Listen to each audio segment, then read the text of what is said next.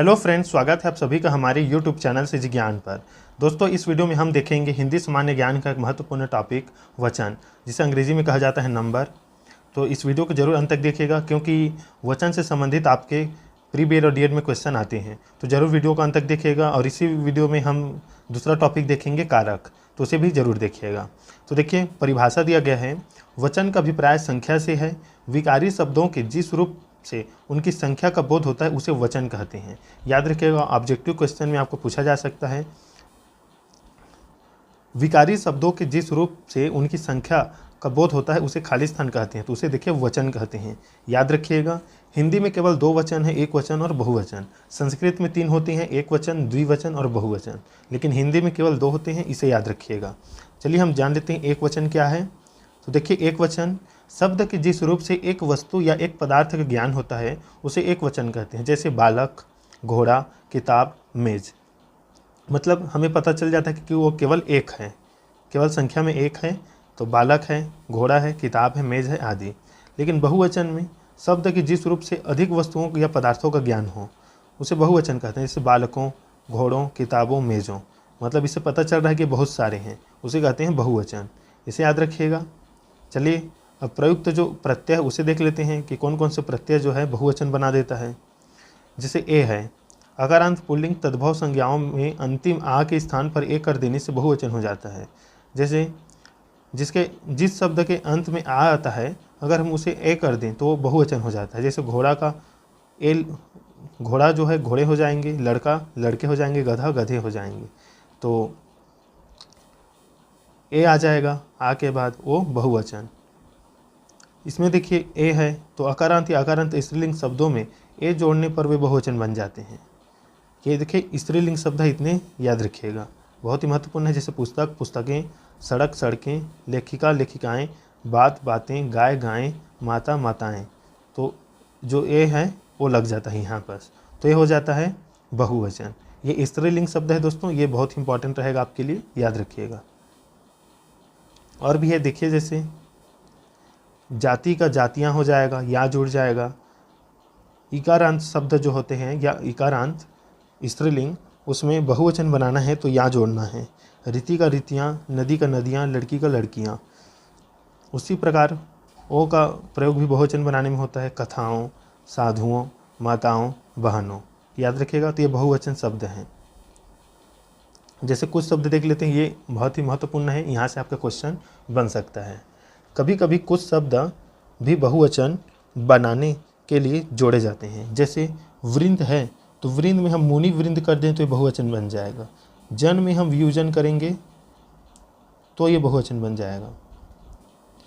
गण में हम कृषक गण बोलेंगे तो ये बहुवचन बन जाएगा। वर्ग में छात्र वर्ग बोलेंगे तो बहुवचन। लोग में नेता लोग बोलेंगे तो बहुवचन। याद रखिएगा, ये इंपॉर्टेंट है। अब देखिए, वाक्य में वचन संबंधी अनेक अशुद्धियाँ होती है जिनका निराकरण करना आवश्यक है। जैसे कुछ शब्द सदैव बहुवचन में ही प्रयुक्त होते हैं, हमें याद रखना है। जैसे प्राण है, यहाँ पर देखिए, मेरे प्राण छटपटाने लगे। दर्शन है, मैंने आपके दर्शन कर लिए। आंसू है, आँखों से आंसू निकल पड़े। होश है, शेर को देखते ही होश उड़ गए। बाल है, मैंने बाल काट दिए, कटा दिए। हस्ताक्षर है, मैंने कागज़ पर हस्ताक्षर कर दिए। तो ये जो शब्द हैं वो बहुवचन में ही होते हैं, ऐसे ही प्रयुक्त होते हैं, इसे याद रखिएगा। कुछ शब्द नित्य एक वचन होते हैं। जैसे माल, माल लूट गया। जनता भूल गई, सामान खो गया। सामग्री, हवन सामग्री जल गई। सोना का भाव कम हो गया। तो ये एक वचन होते हैं, इसे याद रखिएगा दोस्तों।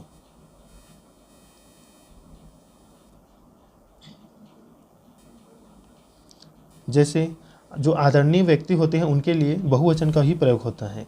जैसे पिताजी आ रहे हैं। तुलसी श्रेष्ठ कवि थे, आप क्या चाहते हैं। ये जो है बहुवचन है, याद रखिएगा। तो ये हमेशा बहुवचन में प्रयोग होता है।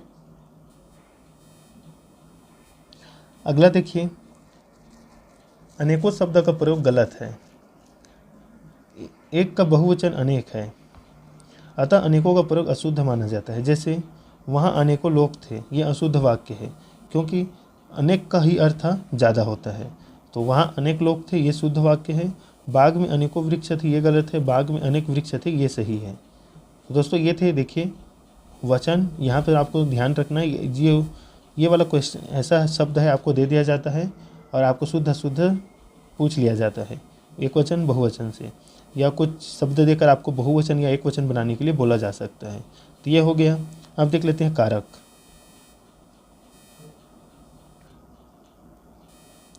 देखिए एक वीडियो में बताया था कारक, कर्ता ने कर्म को करण से के द्वारा, तो वही रहेगा।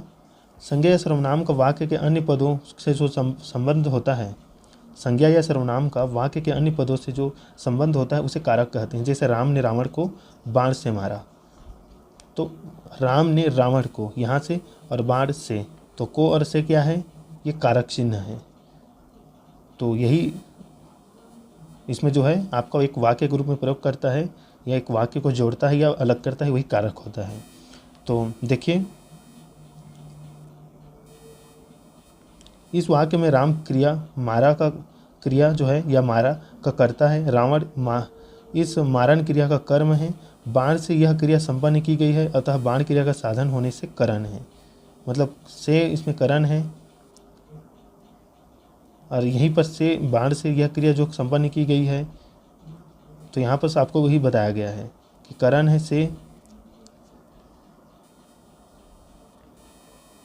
देखिए चिन्ह देख लेते हैं, कारक एवं कारक चिन्ह। देखिए कर्ता ने करण से के द्वारा अपादान से अधिकरण में पर कर्म को ए संप्रदान को के लिए संबंध संबोधन, तो ये कारक चिन्ह है, इसे याद रखिएगा। ये विलुप्त तो भी हो जाते हैं शब्द के प्रयोग के आधार पर, तो इसे ध्यान में रखिएगा। जैसे करण और अपादान में अंतर, इसे उस वीडियो में भी बताया था। जैसे मैं कलम से लिखता हूँ, यहाँ पर कलम लिखने का उपकरण कलम शब्द का प्रयोग करण कारण में हुआ है, मतलब मैं कलम से लिखता हूँ। यहाँ पर बताया जा रहा है वो किससे लिख रहा है, कलम से लिख रहा है।